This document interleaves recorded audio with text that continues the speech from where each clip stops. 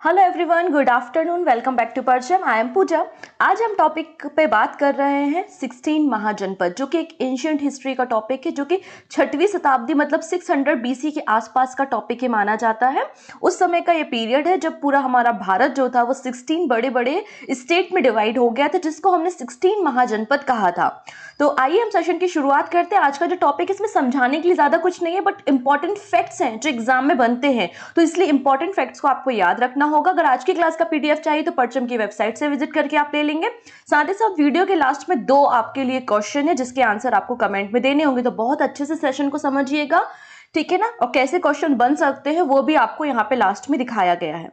तो आप यहाँ पे हमारे प्यारे भारत का मैप देख रहे होंगे और यहाँ पर आपको 16 बड़े बड़े स्टेट दिखाई दे रहे होंगे, जैसे कि कंबोज, गंधार, कुरु, पंचाल, सूरसेन, मत्स्य, अवंती, चेदी, मगध, अंग, बज्जी, है ना। ये सभी जो है आपके 16 बड़े बड़े स्टेट्स हैं, जिनको हम महाजनपद के नाम से जानते हैं, ठीक है। तो इन्हीं को आज हमें डिस्कस करना है कि इनके राजा कौन थे, इनकी कैपिटल क्या थी और क्या खास बातें इन जनपद में थी, और कैसे ये जो आपका मगध जनपद है ना, मगध, तो मगध ने पहले अंग पे, फिर बज्जी पे, फिर कौशल पे, फिर चेदी पे, फिर वत्स पे, इन सभी पे कब्जा कर लिया और पूरा का पूरा मगध एम्पायर बन गया, मगध बन गया। मतलब 16 महाजनपद से ही बाद में मगध बहुत पावरफुल हो गए और उन्होंने मगध एम्पायर की शुरुआत की। और उसके बाद नेक्स्ट सेशन में हम बात कर रहे होंगे कि इस मगध एम्पायर में कौन कौन सी डायनेस्टी थी, कौन कौन से ऐसे रूलर थे जो मगध पे रूल किया करते थे, वो बातें हम नेक्स्ट क्लास में करेंगे। तो आज हमें केवल बातें करनी है इन 16 महाजनपद के बारे में, इनकी कैपिटल के बारे में, ठीक है। तो एक एक करके पढ़ना शुरू करते हैं। तो सबसे पहली बात, हमको इंफॉर्मेशन कहाँ से मिली? कहीं तो लिखा होना चाहिए ना कि हम वहां से रीड कर सकें, अच्छा हाँ ये जनपद था, अच्छा यहाँ पर ये नदी थी, रिवर थी, तो कहीं तो इंफॉर्मेशन होगी। तो बिल्कुल हाँ, हमारे पास कुछ सोर्सेज हैं और सोर्सेज बहुत इंपॉर्टेंट हैं। पहला सोर्स हमको जो मिलता है वो है आगुंतर निकाय। आगुंतर निकाय बेसिकली बुद्ध रिलीजन से रिलेटेड है और आगुंतर निकाय से हमको 16 महाजनपद की इंफॉर्मेशन मिलती है। अगर हम जैनिज्म की बात करें तो जैन में भी आपको भगवती सूत्र मिलता है, तो भगवती सूत्र से हमको 16 महाजनपद का उल्लेख देखने को मिलता है। तो आगुंतर निकाय याद रख लीजिएगा और भगवती सूत्र याद रख लीजिएगा। इसके अलावा कुछ और सोर्सेज हैं हमारे पास, जैसे कि पाणिनि का अष्टाध्यायी, सुना होगा, पाणिनि ने लिखा था अष्टाध्यायी। तो पाणिनि के अष्टाध्यायी से भी हमको 16 महाजनपद के बारे में मिलता है, इंफॉर्मेशन मिलती है। इसके अलावा महावस्तु, महावस्तु जो है वो भी एक बुद्धिस्ट टेक्स्ट है, जहां से हमको 16 महाजनपद की इंफॉर्मेशन मिलती है। इसके अलावा संगम लिटरेचर, संगम साहित्य क्या कहलाता है? जो साउथ इंडिया, दक्षिण भारत का जो साहित्य है उसको संगम लिटरेचर कहते हैं।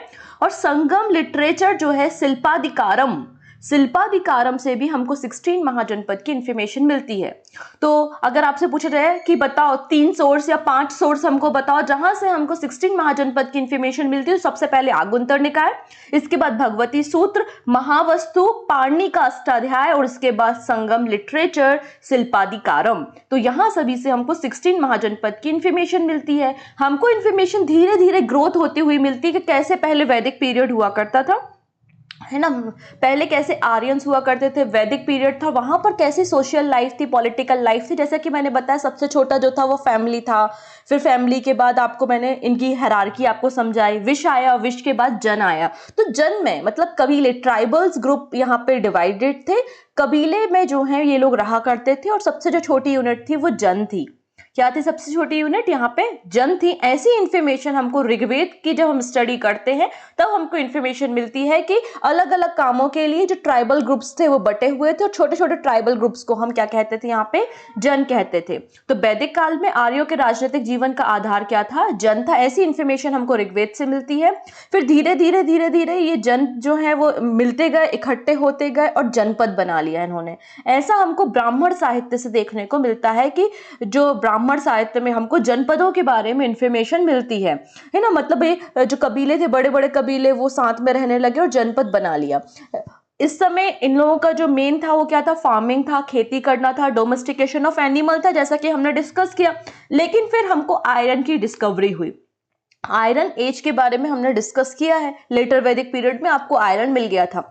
जब आयरन की डिस्कवरी हुई तो आपके जो टूल्स थे, जो औजार थे कल्टीवेशन के लिए, फार्मिंग के लिए, वो आप आयरन से बनाने लगे। टेक्नोलॉजी इवॉल्व होने लगी तो बहुत मेजर चेंज आया, ट्रेड बढ़ने लगा, इंडस्ट्री बढ़ने लगी और पॉपुलेशन भी बढ़ने लगा। तो ये जो छोटे छोटे जनपद थे ये बड़े बड़े महाजनपद में कन्वर्ट हो गए। तो जन से जनपद बना, जनपद से महाजनपद बना।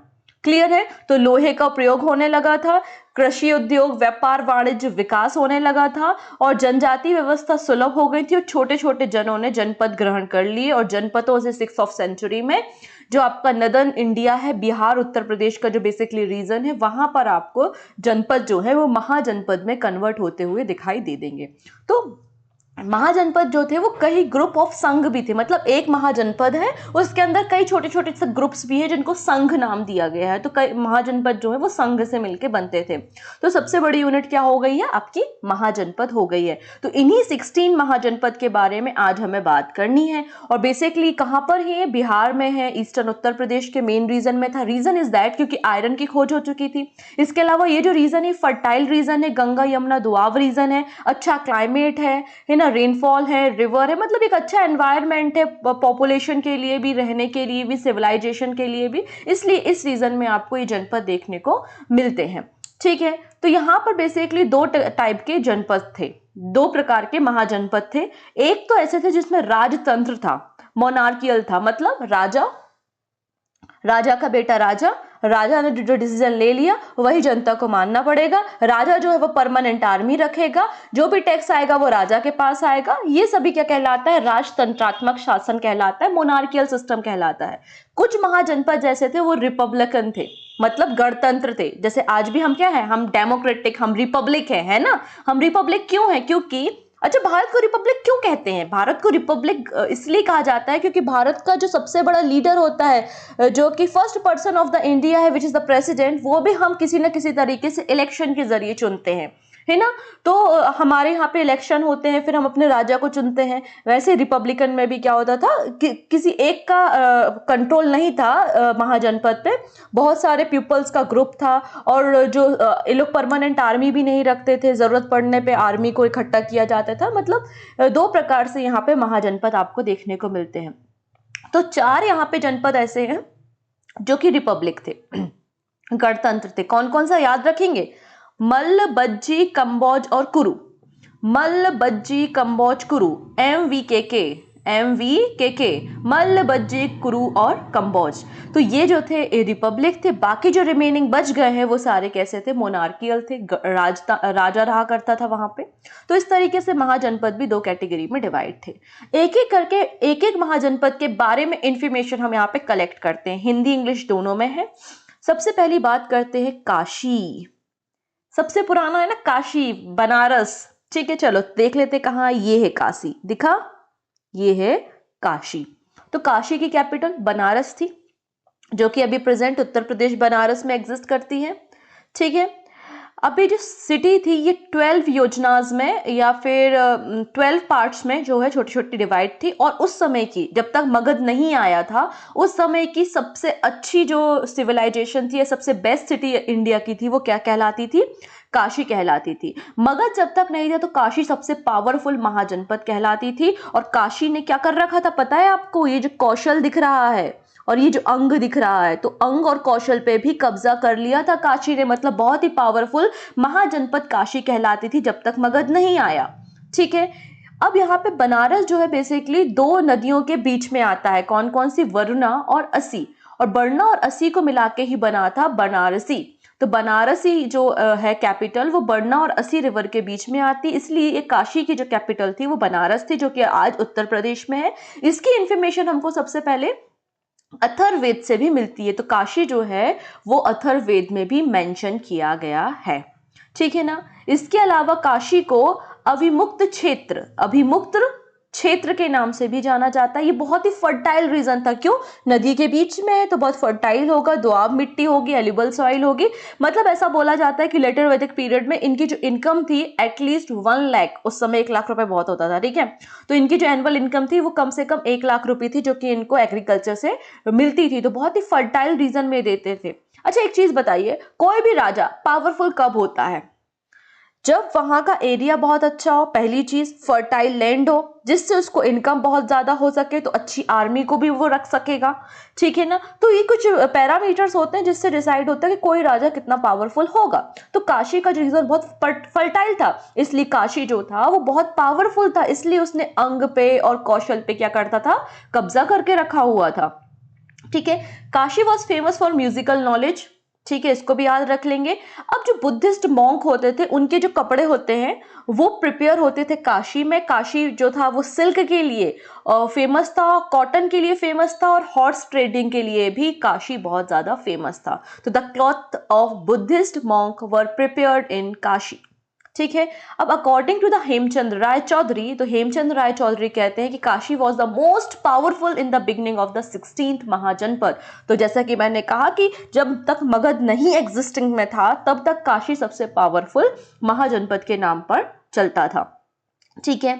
अब काशी के जो राजा थे ब्रह्मदत्त, उन्होंने कैप्चर कर लिया था कौशल को, और बाद में कौशल ने जो है वो कौशल वापस चला गया था, मतलब काशी ने कैप्चर कर लिया था कौशल को वापस। फिर थोड़े समय बाद कौशल सेपरेट हो गया था, और फिर जब मगध आता है तो मगध काशी पे कब्जा कर लेता है। अभी हम देखेंगे, उसकी कहानी भी देखेंगे। चलो अगली बात कर लेते हैं। यहाँ पे जो जैन तीर्थंकर है, 23rd नंबर के जो जैन तीर्थंकर, उनका नाम है पार्श्वनाथ, राइट ना। तो जो पार्श्वनाथ के पिता है अश्वसेन, वो काशी के राजा थे। तो Ashvasena the father of the Jain तीर्थंकर पार्श्वनाथ, ठीक है, was the king of Kashi. इस बात को याद रख लेंगे। अब काशी के ऊपर चलते हैं, तो काशी के ऊपर मिलता है कौशल, जिसपे काशी ने कब्जा कर लिया था। इस कौशल के बारे में भी बात कर लेते हैं। कौशल को अवध के नाम से भी जाना जाता है। अवध, आप ईस्ट इंडिया कंपनी जब पढ़ते हैं तो आप लोग सुनते हैं Awadh is a buffer state करके आप बात करते हैं।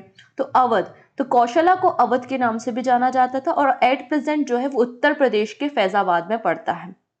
अब ये जो कौशल था, इसके दो पार्ट्स है, एक नॉर्थ कौशला है और दूसरा है साउथ कौशल।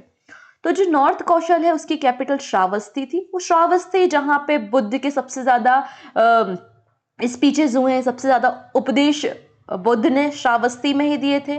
और साउथ कौशल की जो कैपिटल थी वो क्या थी, कुशावती थी। तो कुशावती और श्रावस्ती जो है वो कौशल की कैपिटल है। नॉर्थ कौशल की श्रावस्ती और साउथ कौशल की जो है वो कुशावती कैपिटल आपको देखने को मिलेगी, ठीक है। अयोध्या, अयोध्या को साकेत के नाम से भी जाना जाता है, आपको मिलेगा। तो ये जो कौशल है इसमें दो इंपॉर्टेंट नगर हुआ करते थे, दो इंपॉर्टेंट सिटीज थी, अयोध्या और साकेत। तो Ayodhya was the capital of the Kosala during the Ramayana period. अगर हम रामायण पीरियड में जाते हैं तो अयोध्या जो है वो कौशल की कैपिटल हुआ करती थी। बाद में जो अजातशत्रु है, अजातशत्रु कौन है, मगध का राजा है, ठीक है ना। मगध को हम सेपरेटली पढ़ेंगे क्योंकि हमको मगध के बारे में जानना है ना। तो मगध का जो राजा था अजातशत्रु, उसने जो है वो फिर कौशल पे कब्जा कर लिया और कौशल को अपने अंडर में ले लिया। अगर आपने यहाँ पे कौशल को देखा होगा तो कौशल के बीच में से, यहाँ पे ये देखो, एक बीच में से एक नदी जाती है। इस नदी का नाम है सरयू रिवर। तो सरयू रिवर जो है वो कौशल स्टेट को दो पार्ट्स में डिवाइड करती है। अपना जो भी अयोध्या है, अयोध्या भी तो सरयू रिवर के किनारे ही है, आपको पता ही है। तो Sarayu river divided the Kosala state into the two parts. तो इसको याद रखना है, ठीक है। अब यहाँ पर वही बातें लिखी हुई है कि अयोध्या और साकेत इसके इंपॉर्टेंट नगर थे, और यहाँ का जो राजा था महाकौशल, उसने काशी को जीता, और काशी को जीतने के बाद अपनी जो बेटी थी महाकौशला, उसकी शादी मगध के राजा बिंबिसार के साथ करा दी थी। तो काशी, क्योंकि जो ये लोग थे आपस में रिलेशन बना के रखते थे जिससे कभी वॉर की कंडीशन ना आए, तो काशी के राजा ने अपनी बेटी की शादी मगध के राजा बिंबिसार के साथ कराई थी, ठीक है। इसको भी याद रख लेंगे। अब इस कौशल का एक और बहुत इंपॉर्टेंट राजा आपको देखने को मिलेगा, प्रसन्नजीत। कौशल महाजनपद का एक और इंपॉर्टेंट राजा आपको देखने को मिलेगा, प्रसन्नजीत। और प्रसन्नजीत जो था वो फॉलोवर था किसका, बुद्धा का। तो हमको जो भरतहूत स्तूप मिलते हैं वहां पे बुद्ध और प्रसन्नजीत का जो भी मीटिंग हुआ, उनका जो भी कन्वर्सेशन हुआ, वो हमको देखने को मिलता है। तो बुद्ध एंड प्रसन्नजीत की कन्वर्सेशन आपको भरतहूत स्तूप में देखने को मिलती है। अभी भरतहूत स्तूप किस सिटी में है या प्रेजेंटली किस स्टेट में है, ये बात आपको हमें कमेंट में बतानी है। ये तो आपका स्टैटिक जीके बन गया है ना। चलो, अब प्रसन्नजीत की जो शादी हुई थी वो किससे हुई थी? वज्र। प्रसेनजीत ने अपनी पुत्री वजीरा का विवाह जो था वो अजात शत्रु से किया था और काशी जो है वो एज अ डाउरी या दहेज में जो है वो दे दी थी। तो देखिए, इसके पहले जो था महाकौशल की बेटी की शादी बिंबिसार से होती है, बिंदुसार से होती है, जो कि बिंबिसार जो कि मगध का राजा है, इससे होती है। फिर इसी का बेटा आता है अजातशत्रु। तो प्रसेनजीत अपनी बेटी वजीरा की शादी भी जो है वो अजातशत्रु से करते हैं और काशी को गिफ्ट कर देते हैं। ठीक है, अगली बात कर लेते हैं। देखो, काशी हो गया है, कौशल हो गया है, अब इनके बाजू में एक और आपको महाजनपद मिलेगा विच इज अंग। चलो अंग के बारे में बात करते हैं। बेसिकली अभी प्रेजेंट ये बिहार में आता है। बिहार का जो भागलपुर और मुंगेर का रीजन होगा वहां पर ये अंग महाजनपद मिलता है। इसकी जो कैपिटल थी वो चंपा थी और एंशियंट टाइम में इसको मालिनी के नाम से भी जाना जाता था। चंपा का दूसरा नाम मालिनी भी मिलता है क्योंकि ये गंगा और मालिनी रिवर के बीच में आता है अंग, इसलिए इसका एक नाम मालिनी भी मिलता है। तो चंपा जो है वो अंग की कैपिटल है। ठीक है, चलो अब यहाँ पे बात कर लेते हैं। अंग जनपद जो था वो फेमस था फॉर ट्रेड, व्यापार के लिए फेमस था। ऐसा हमको बौद्ध साहित्य वाणिज्यम से इंफॉर्मेशन मिलती है। तो वाणिज्यम से हमको, बुद्धिस्ट लिटरेचर से हमको इंफॉर्मेशन मिलती है कि महाजनपद के समय जो फेमस सेंटर था फॉर ट्रेडिंग वो अंग महाजनपद कहलाता था। ठीक है, लेकिन अंग और मगध के बीच में लगातार कॉन्फ्लिक्ट चलते रहते थे, दोनों के बीच में संघर्ष चलता रहता था और फिर बाद में मगध ने क्या कर लिया था, अंग पे कब्जा कर लिया था, अंग किंगडम को मगध किंगडम में मिला लिया था। और ऐसा किसने किया था? बिंबिसार के द्वारा किया गया था। ठीक है, अब इसके बाद जैसे कि मैंने कहा कि चंपा को मालिनी कहते थे पुराणास में, क्योंकि ये चंपा रिवर और यहाँ पे बहती थी, मालिनी रिवर यहाँ पर बहती थी। इसके अलावा अंग और मगध के बीच में जो बाउंड्री बनाती थी वो चंपा रिवर बनाती थी। ठीक है, इसको भी याद रख लेंगे। अंग की इंफॉर्मेशन भी आपको अथर्ववेद से मिल जाएगी। और सबसे ईस्टर्न मोस्ट जो महाजनपद है वो कौन सा है? अंग जनपद है। ठीक है, तो अंग और मगध के बीच में कौन सी रिवर थी? चंपा रिवर थी। ठीक है, मगध ने क्या किया था? बिंबिसार ने जो है वो अंग पे को कैप्चर कर लिया था। तो मगध का एरिया आप देखो एक्सपांड होता जा रहा है। कैसे? एक बार हम देख लेते हैं कैसे धीरे धीरे एक्सपांड हुआ। पहले काशी था, काशी ने कौशल पे कब्जा किया, लेकिन कुछ समय बाद कौशल आजाद हो गया और कौशल ने काशी पर कब्जा कर लिया। फिर मगध आया, तो मगध ने क्या किया? अंग पे कब्जा कर लिया। और फिर मगध जो अजात शत्रु की शादी प्रसेनजीत से होती है जो कि कौशल के राजा होते हैं, तो मगध को काशी जो है वो दहेज में मिल जाता है। तो अंग पे कब्जा हो गया है मगध का, काशी पे कब्जा हो गया है मगध का, और फिर बाद में कौशल पे भी कब्जा कर लेता है मगध। तो ये तीनों एरिया जो है अब वो मगध के कंट्रोल में आ चुके हैं। धीरे धीरे मगध जनपद जो है वो एक्सपांड होता जा रहा है। हालांकि इस जनपद को हम नेक्स्ट सेक्शन में, नेक्स्ट क्लास में बहुत अच्छे से डिस्कस करेंगे।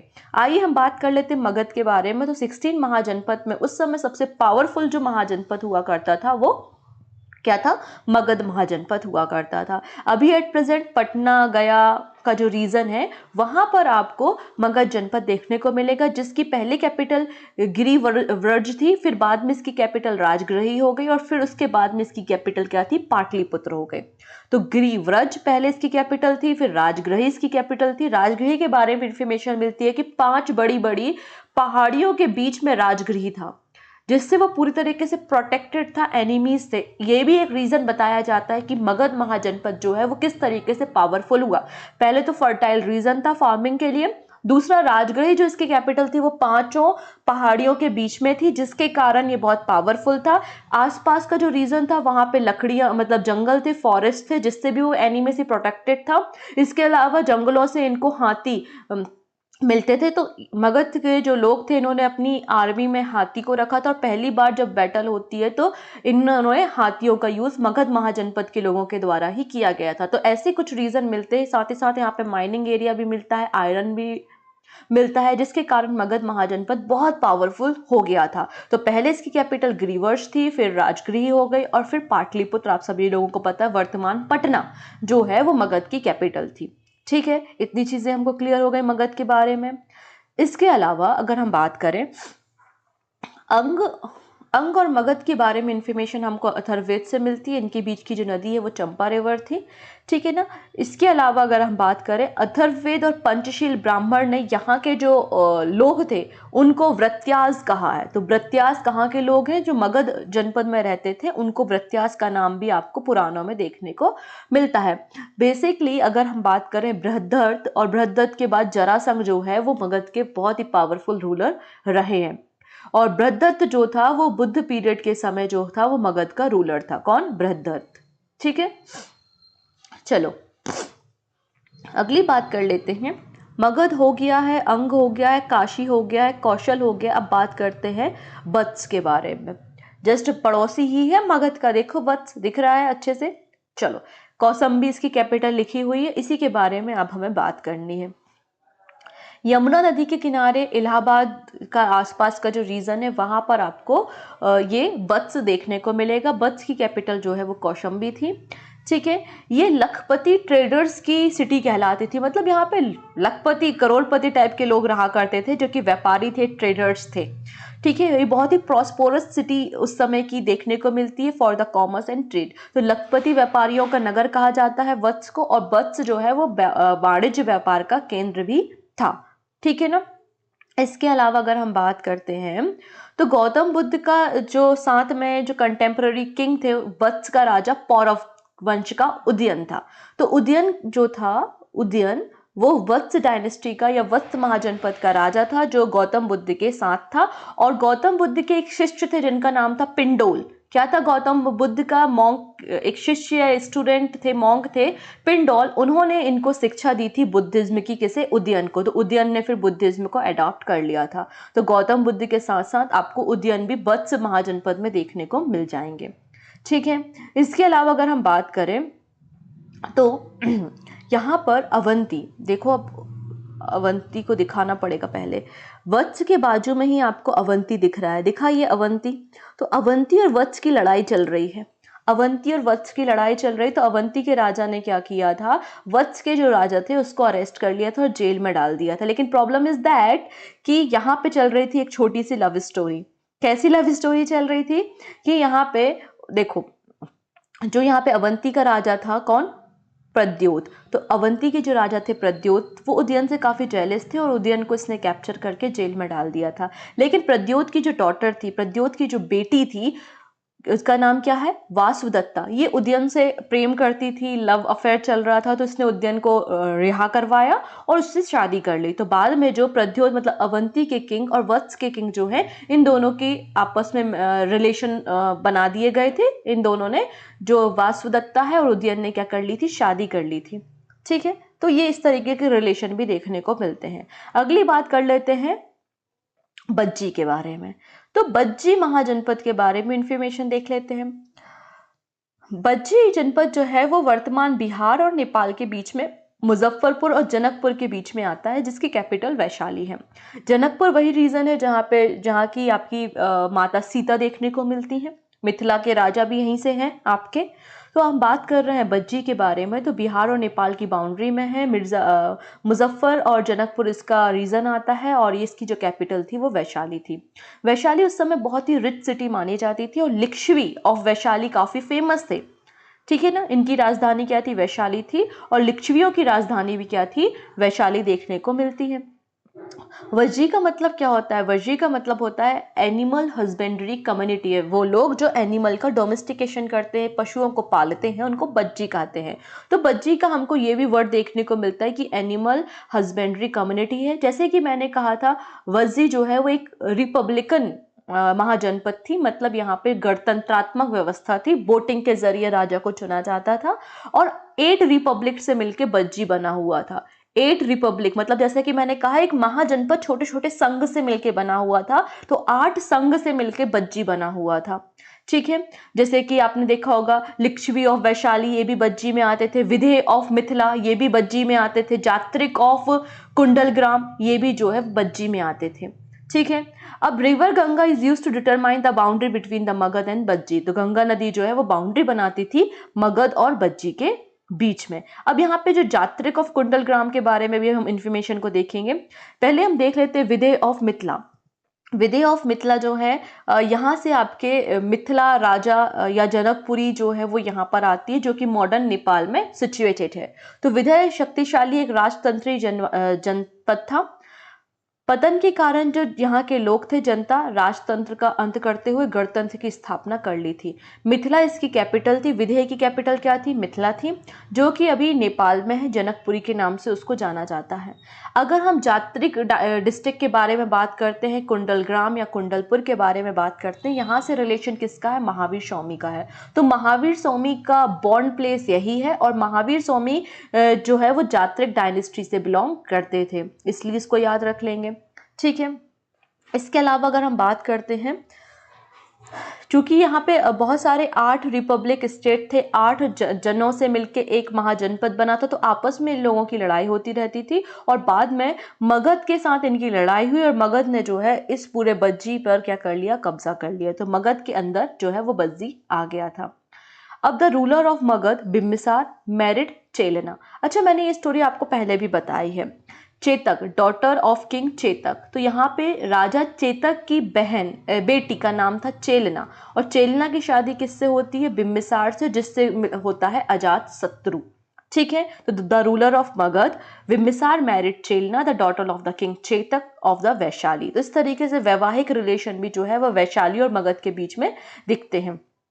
ठीक है। इसके अलावा आपको यहाँ से और क्या इन्फॉर्मेशन देखने को मिलती है कि बाद में अजात शत्रु, जो कि इनका बेटा रहता है चेलना का, उसके बाद अजात शत्रु जो है वो बाद में बज्जी पे कब्जा कर लेता है और लिच्छवियों को खत्म कर देता है। ठीक। अगली बात कर लेते हैं मल डायनेस्टी के बारे में। ये रही मल डायनेस्टी। ठीक है, बिल्कुल काशी के ऊपर है, बज्जी के बाजू में है। इसके बारे में बात करते हैं। ये Deoria district of present day of eastern Uttar Pradesh में आज जो है वो मल्ल डायनेस्टी देखने को मिलती है। मल्लों की जो कैपिटल थी, एक थी पावा और दूसरी थी कुशीनगर या कुशीनारा। ठीक है। तो मल्लों की भी 2 कैपिटल थी, एक थी पावा और दूसरी थी कुशीनारा या कुशीनगर के नाम से जिसको जानते हैं। अभी एट प्रेजेंट उत्तर प्रदेश में मल्ल डायनेस्टी है। ठीक है। अगर यहाँ पे बात कर तो यहाँ पे रहता कौन था? तो यहाँ पे क्षत्रिय इक्ष्वाकु डायनेस्टी के लोग रहते थे, और रिपब्लिकन सिस्टम को, गणतंत्रात्मक व्यवस्था को ये फॉलो करते थे। तो कौन रहता है यहाँ पे? क्षत्रिय इक्ष्वाकु डायनेस्टी के लोग यहाँ पर रहते हैं। ठीक है। बाद में क्या हुआ? वही मल बाजू में है मगध का, तो मगध तो ऑब्वियसली मल पे कब्जा करेगा, तो बाद में अजात शत्रु जो है वो मल पे कब्जा कर लेता है और मगध डायनेस्टी में मिला लेता है। अगली बात कर लेते हैं अवंती के बारे में। ये आ गए हमारे मध्य प्रदेश में अवंती। ठीक है ना। अवंती महाजनपद अभी जो है वो प्रेजेंट मध्य प्रदेश मालवा का जो रीजन है वहां पर है। इसकी कैपिटल उज्जैन है। बेसिकली इसकी भी 2 कैपिटल होती थी, अभी हम देख लेते हैं। It was situated in the western and the central Malwa. It was divided into the 2 part, southern Avanti और नदन अवंती। तो जो नदन अवंती थी उसकी कैपिटल उज्जैनी या उज्जैन था, जो वर्तमान में उज्जैन है, महाकालेश्वर है। अगर हम साउथ अवंती की बात करें तो उसकी कैपिटल थी महेशमती। ठीक है। तो महेशमती और उज्जैनी इसकी कैपिटल देखने को मिलती है अवंती के बारे में। वेत्रावती, वेत्रावती को अगर हम एंशिएंट इंडिया में तो हम वेत्रावती कहते थे, प्रेजेंट में हम इसको वेतवा रिवर के नाम से जानते हैं। तो वेतवावती को आज के समय हम बेतवा रिवर के नाम से जानते हैं। तो बेतवा रिवर जो है वो इसके बीच में से, अवंती के बीच में से बहती थी और उसको 2 पार्ट्स में डिवाइड करती थी। ठीक है। तो वेतवा रिवर। अगली बात कर लेते हैं। अवंती उस समय का मोस्ट पावरफुल मोनार्की था, मतलब राजा का रूल था वहां पर। और यहाँ के एक राजा मिलते हैं प्रद्योत। तो प्रद्योत जो कि अवंती के राजा थे, और वो भगवान बुद्ध के जो थे वो समकालीन थे, और बुद्धिज्म को इन्होंने फॉलो किया था। तो अवंती जो था वो बुद्धिज्म का सेंटर भी था, क्योंकि प्रद्योत ने शिक्षा ली थी या फॉलो करता था किसको? भगवान बुद्ध को। तो बुद्धिज्म का सेंटर भी अवंती को देखने को मिलता है। अब अवंती और यहाँ पे मगध के बीच के रिलेशन भी अच्छे नहीं थे। इनके बीच में लगातार ट्रेड वगैरह को लेके भी डिस्प्यूट देखने को मिलते थे। लेकिन एक बार क्या होता है, जो प्रद्योत है अवंती के राजा, वो बीमार हो जाते हैं, इल हो जाते हैं। तो बिंबिसार के दरबार में एक फिजिशियन रहते थे जिनका नाम था जीवक। तो बिंबिसार के पास एक राजवैद्य थे, एक फिजिशियन थे जिनका नाम था जीवक। तो जीवक को बिंबिसार भेजते हैं प्रद्योत के पास उसके ट्रीटमेंट करने के लिए। तो याद रखने का, बिंबिसार ने प्रद्योत के पास जीवक को भेजा था उसके ट्रीटमेंट के लिए। ठीक है, इतनी चीजें क्लियर हो गई। इसके बाद जो ये जो चंड प्रद्योत है इनको महासेन के नाम से भी जाना जाता है, चंड प्रद्योत को महासेन के नाम से भी जाना जाता है। ठीक है, चंद्र प्रद्योत के बाद राजा बनता है जो अवंती का, वो बनता है पालक। तो पालक become the ruler of the Avanti. ठीक है, अब शिशुनाग जब आता है, मगध डायनेस्टी में एक नाग डायनेस्टी भी होती है, शिशुनाग डायनेस्टी, तो उसका राजा होता है शिशुनाग। तो शिशुनाग बाद में क्या करता है, जो ये अवंती का रीजन है उसको एक्वायर कर लेता है, उस पर कब्जा कर लेता है। इस तरीके से मगध जो है वो अवंती तक एक्सटेंड हो जाता है। इसके अलावा दो बुद्धिस्ट मॉन्क के नाम हमको देखने को मिलते हैं, श्रोण दत्त और अभय कुमार। ये दोनों जो है वो बुद्धिस्ट मॉन्क है जो कि अवंती में ही रहा करते थे। मतलब जो बुद्धिज्म का केंद्र है या सेंटर है वो अवंती को भी माना जा सकता है। और यहाँ के राजा का नाम याद रखिएगा, चंद्र प्रद्योत है। इंपॉर्टेंट क्वेश्चन ही ये क्वेश्चन एग्जाम में बनता है। अगली बात कर लेते हैं चेदी, सुक्तामती या सुक्तिमती, ये चेदी स्टेट के बारे में, चेदी महाजनपद के बारे में बात कर लेते हैं। ये भी आपको सेंट्रल इंडिया के पास ही देखने को मिलेगा। मॉडर्न जो बुंदेलखंड का रीजन है बेसिकली, वहां पर आपको चेदी महाजनपद देखने को मिलेगा। शक्तिमती या शोक्तिमती जो है वो इसकी कैपिटल थी। ठीक है, ये बहुत ही एंशियंट सिटी मानी जाती है जो कि बैंक ऑफ रिवर यमुना पर सिचुएटेड है। ठीक है, महाभारत पीरियड से इसको रिलेट किया जाता है क्योंकि यहाँ के जो राजा थे उसका नाम था शिशुपाल। और आप लोगों ने एक स्टोरी सुनी होगी, शिशुपाल, चेदी नरेश शिशुपाल के बारे में एक स्टोरी बहुत ही फेमस है कि उसको था कि उसको कृष्ण मारेंगे, है ना। तो शिशुपाल को किसने मारा था? कृष्ण ने, भगवान जो गॉड कृष्ण है उन्होंने शिशुपाल को मारा था। मतलब यहाँ पर चेदी डायनेस्टी का रिलेशन आपको महाभारत पीरियड से भी देखने को मिल जाएगा। तो शिशुपाल का नाम याद रखेंगे। अगली बात कर लेते हैं अस्मक के बारे में। एकमात्र ऐसा महाजनपद जो कि साउथ इंडिया में देखा गया है। तो एकमात्र ऐसा महाजनपद जो कि साउथ इंडिया में है वो है अस्मक डायनेस्टी या अस्मक महाजनपद। ठीक है, जो कि गोदावरी नदी के बैंक पर है, situated in the bank of the Godavari. ये है गोदावरी रिवर। ठीक है, अस्मक, तो ये रिवर गोदावरी के बैंक पर है। इसकी जो कैपिटल है वो पोटन या पंताली के नाम से जानी जाती है। एकमात्र महाजनपद है जो साउथ इंडिया में है।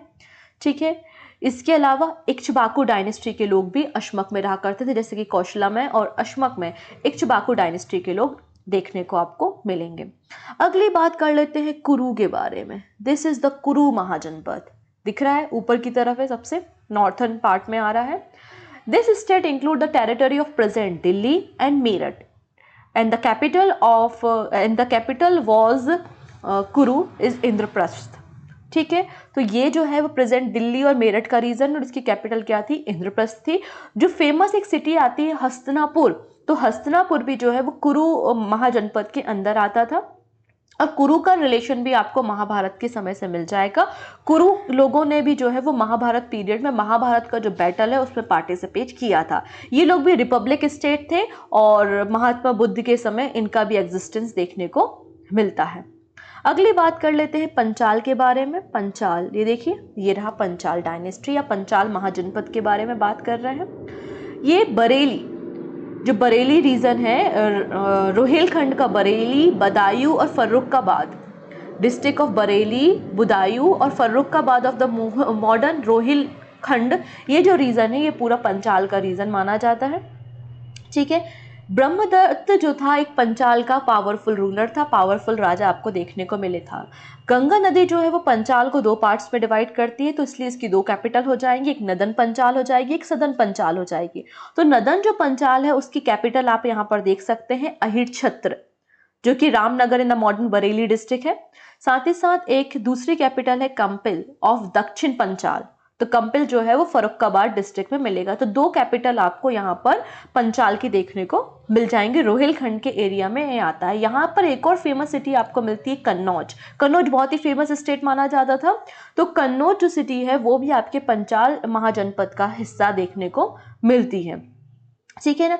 कन्नौज का पुराना नाम जो आपको एंशियंट हिस्ट्री में या फिर वैदिक या पुराणों में आपको देखने को मिलता है, तो कन्नौज का पुराना नाम महोदय नगर है, लिखा हुआ है कहीं पे क्या?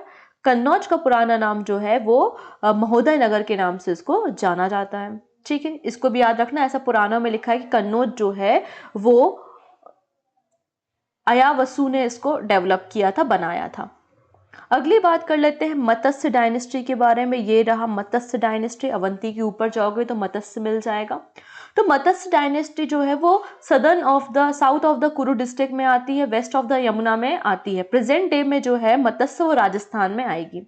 जयपुर, भरतपुर, अलवर का जो रीजन है बेसिकली यहाँ पर आपको मत्स्य डायनेस्टी देखने को मिलेगी। इसकी कैपिटल थी विराटनगर। ऐसा बोलते थे कि यहाँ का राजा विराट था और विराट के नाम पर, यहाँ के किंग के नाम पर इसकी कैपिटल जो है वो विराटनगर रखा गया था, जो कि जयपुर का रीजन आपको देखने को मिलेगा। तो विराटनगर जो है वो इसकी कैपिटल आपको देखने को मिल जाएगी। ठीक है।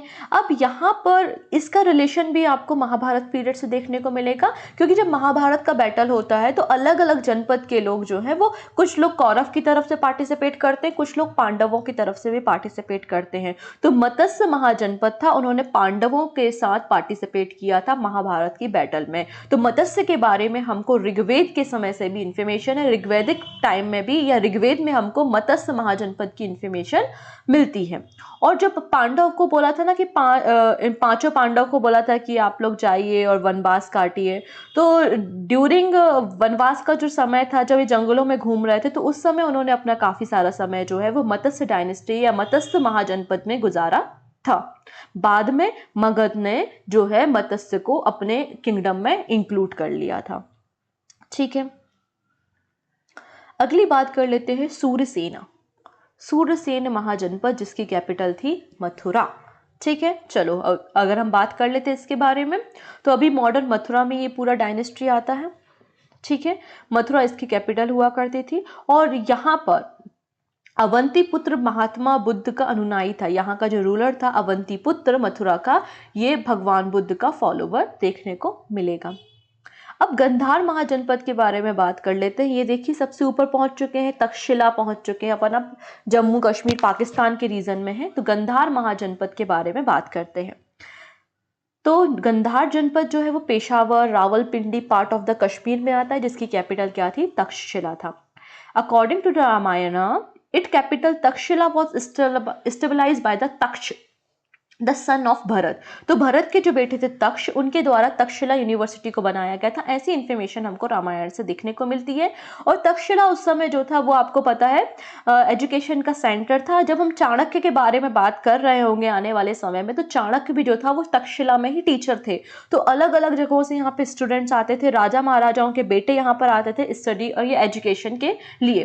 तो तक्षशिला जो था वो गंधार में देखने को आपको मिलेगा। ठीक है।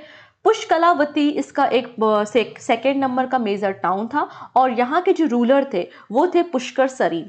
पुष्कर सरीन जो है वो रूलर ऑफ गंधार आपको देखने को मिलेंगे। इन्होंने बिंबिसार जो कि मगध का राजा था उसको एक लेटर भी भेजा था अपने रिलेशन को सुधारने के लिए। इसने साथ ही साथ जो चंद्र प्रद्योत था जो कि अवंती का राजा था उसको भी इन्होंने हराया था। ठीक है। इसके अलावा अगर हम बात करें तो इन्होंने कई बार जो है वो मिलने की कोशिश की भगवान बुद्ध से और पैदल चलकर भगवान बुद्ध के पास गए थे उनसे मिलने के लिए। कौन? Pushkar Sarin came on the foot to see Buddha. अगली बात करते हैं कंबोज के बारे में। बिल्कुल आप ऊपर पहुंच जाइए, कंबोज महाजनपद के बारे में इंफॉर्मेशन आपको मिलेगी। तो it was the neighbouring kingdom of Gandhara kingdom और it is a part of the Kashmir. ठीक है। आज की बात करें, इसकी जो कैपिटल थी वो रायपुर थी। ठीक है। इसकी जो कैपिटल है वो आप देख सकते हैं यहाँ पे, ये रायपुर इसकी कैपिटल आपको देखने को मिलेगी। कौटिल्य, अगर कौटिल मतलब विष्णुगुप्त मतलब चाणक्य के बारे में बातें हो रही हैं यहाँ पे। तो कौटिल्य ने कंबोज को एक नाम दिया था जिसका नाम था वार्ता या फिर वर्ता शास्त्रोपजीवी, या वार्ता का नाम दिया था, मतलब famous centre for agriculture, animal husbandry and commerce. ठीक है। तो इसको वार्ता नाम दिया था किसने? कौटिल्य ने। किसे? कंबोज को। इसके अलावा बात कर लेते हैं कंबोज जो महाजनपद था वो फेमस किस लिए था? सुपीरियर हॉर्सेस के लिए, अच्छे जो घोड़ों के लिए कंबोज डायनेस्टी, कंबोज महाजनपद बहुत ज़्यादा फेमस था। यहाँ पर दो राजाओं की इंफॉर्मेशन आपको मिलती है। चंद्रवर्मन कंबोज के राजा थे। इसके अलावा सुदक्षिण, इन दोनों के बारे में हमको लिटरेचर या सोर्सेस से इंफॉर्मेशन मिलती है कि ये दोनों कंबोज के राजा हुआ करते थे। क्लियर है। तो इस तरीके से 16 महाजनपद है। एक बार ब्रीफ में देख लेते। सबसे पहले हमने अंग देखा। अंग की कैपिटल आपकी चंपा थी, जो कि मुंगेर भागलपुर बिहार के रीजन में आ गई। फिर मगध बहुत ही पावरफुल किंगडम था। इसकी 3 कैपिटल आपको याद रखनी है, गिरिवर्ज, राजगिरी, देन पाटलिपुत्र, वर्तमान पटना। काशी, तो इसकी कैपिटल आपको बनारस देखने को मिल जाएगी। वत्स, कौसंबी, इलाहाबाद का रीजन। कौशला, श्रावस्ती इसका कैपिटल है, जो उत्तर प्रदेश में आएगी। सूरसेन, मथुरा इसकी कैपिटल मिलेगी। पंचाल, पंचाल की जो कैपिटल है वो 2 है, एक अहिरछत्र है और एक कंपाला है, ये उत्तर प्रदेश में है। कुरु की कैपिटल आपको इंद्रप्रस्थ देखने को मिलेगी। कुरु मेरठ और हरियाणा दिल्ली के रीजन में आएगा। मत्स्य जो है इसकी कैपिटल विराटनगर मिलेगी, क्योंकि विराट नाम के राजा ने बनाया था, जयपुर के रीजन में आएगा। चेदी, चेदी कृष्ण ने शिशुपाल को मारा था, जो कि चेदी के राजा थे, बुंदेलखंड के रीजन में पड़ेगा, जिसकी कैपिटल आपको क्या देखने को मिलेगी, सोक्तिमती या सोतीवती देखने को मिलेगी। अवंती, अवंती की 2 कैपिटल है, उज्जैनी और महेशमती, मध्य प्रदेश मालवा के रीजन में है। गंधार की कैपिटल तक्षशिला है, जो कि रावलपिंडी कश्मीर पाकिस्तान के रीजन में मिलेगा। कंबोज की कैपिटल रायपुर है, ठीक है। इसके अलावा ये कश्मीर के रीजन में मिलेगी। अशमक जो कि दक्षिण भारत में आता है, इसकी गोदावरी के तट पर, इसकी कैपिटल जो है वो पैटान मिलेगी। बज्जी, वैशाली इसकी कैपिटल मिलेगी। और मल्ल, कुशीनगर इसकी कैपिटल मिलेगी यूपी में। तो ये 16 महाजनपद है और इनकी कुछ कैपिटल है जो आपको याद रखनी, मैच द कॉलम में पूछी जा सकती हैं। तो 2 क्वेश्चन है जिनके आंसर आप हमको देने की कोशिश करना। Which river divided the Kosala into 2 parts. Kosala जो था हमने सिखाया था, कौशल काशी ने पहले कौशल पे कब्जा किया, फिर कौशल ने काशी पे कब्जा किया, फिर कौशल और मगध के बीच में मैरिज रिलेशन बने और कौशल ने जो डाउरी में काशी मगध को दे दिया अजातशत्रु को। ये सारी इन्फॉर्मेशन अभी हमने देखी है। आप मुझे सिर्फ इतना बता देना कि कौशल स्टेट को कौन सी नदी 2 पार्ट्स में डिवाइड करती, उस रिवर का नाम आप हमको बता देंगे, पहली चीज। दूसरी बात, what was the name of mahajanapada situated on the bank of the river Godavari. ऐसा कौन सा महाजनपद है 16 महाजनपद में जो गोदावरी के बैंक पर है। तो इन दोनों प्रश्नों के आंसर आप हमको कमेंट सेक्शन में जरूर दीजिएगा। तो ये जो क्लास थी बेसिकली थ्योरी क्लास है, आप सभी लोगों को पता है, इसमें ज़्यादा कुछ समझाने का होता नहीं है, केवल क्वेश्चन सीधा सीधा बनता है कि ये महाजनपद है, इसका राजा कौन था, या फिर ये महाजनपद है कौन सी रिवर के किनारे है, या फिर ये महाजनपद है इसकी कैपिटल क्या है। इससे ज़्यादा क्वेश्चन यहाँ से बनता नहीं है। तो ये सारी चीज़ें फैक्ट होती हैं, याद करने वाली होती हैं। तो मैंने सारी चीज़ें आपके सामने रखी हैं, आप इनको 1-2 बार देखेंगे तो डेफिनेटली आपके दिमाग में सेट हो जाएगा कि किस महाजनपद की कैपिटल कौन सी है। So thank you so much. हम मिलेंगे नेक्स्ट सेशन में, जहां पे हम मगध के बारे में बात कर रहे होंगे कि मगध जो था महाजनपद, उसमें कौन कौन सी डायनेस्टी रहा करती थी, उसके बारे में हम